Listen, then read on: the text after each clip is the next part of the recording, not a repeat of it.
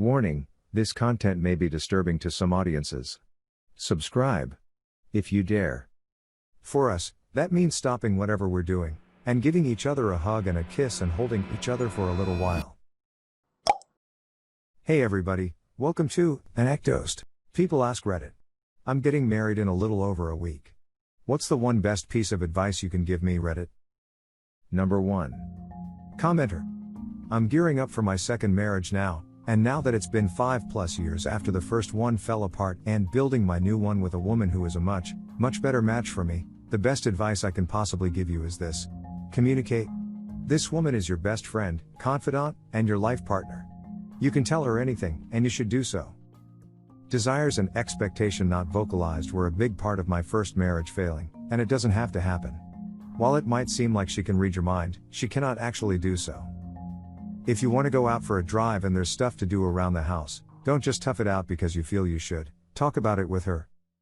Maybe she wants to blow the day off and hang out with you instead, but she feels the same way and is feeling the pressure of not being a good wife because the house is messy. Quote an insight provided by my fiance.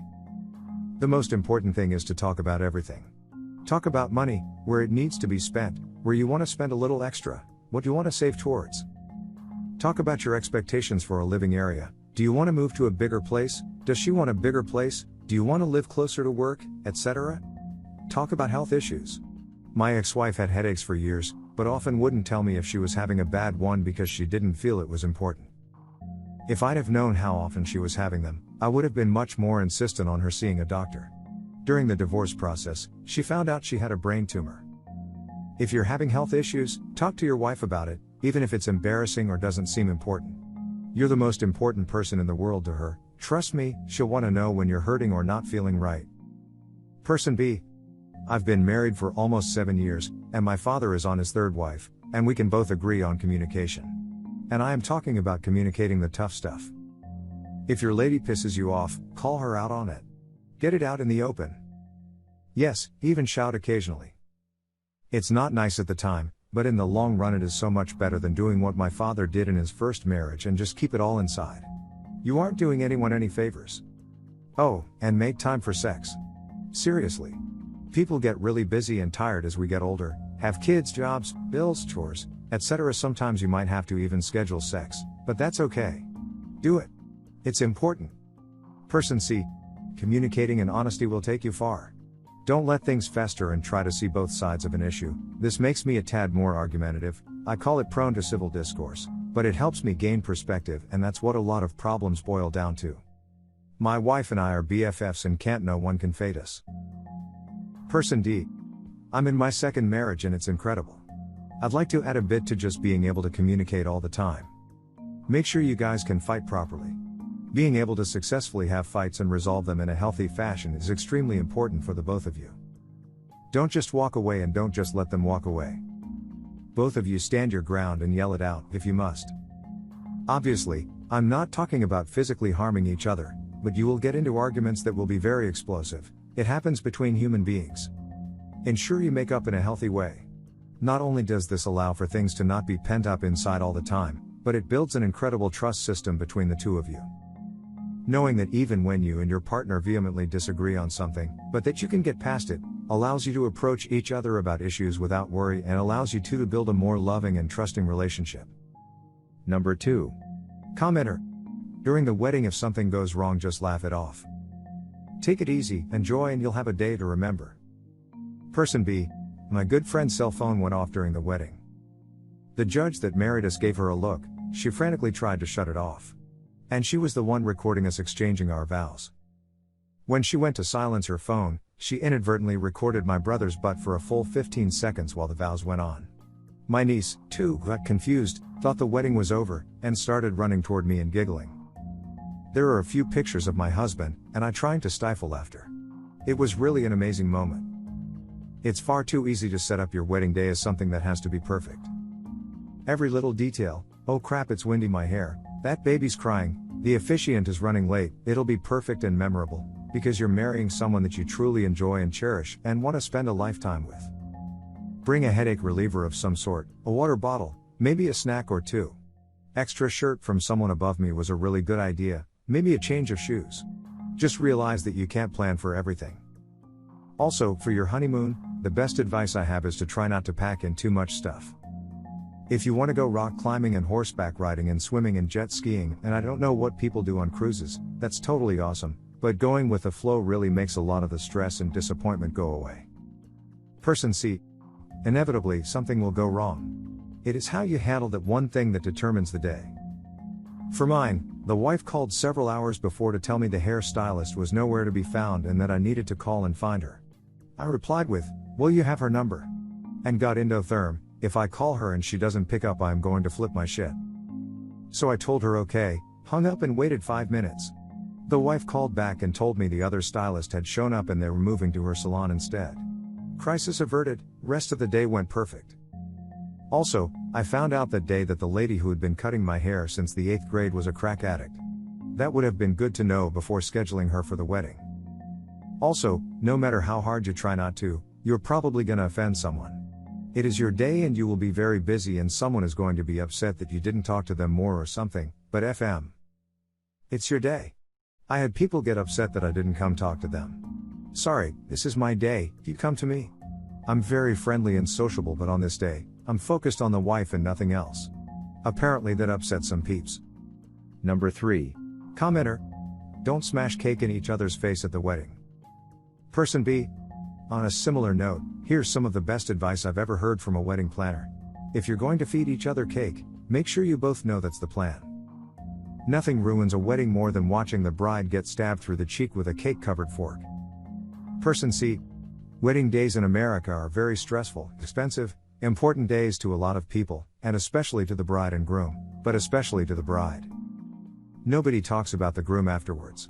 No one really talks to the groom about wedding stuff before, or really even during the wedding. But everyone is looking at the bride. I was the maid of honor in my sister's wedding, and her husband got slaps on the back and congrats man. My sister got, "How are you holding up? You look beautiful."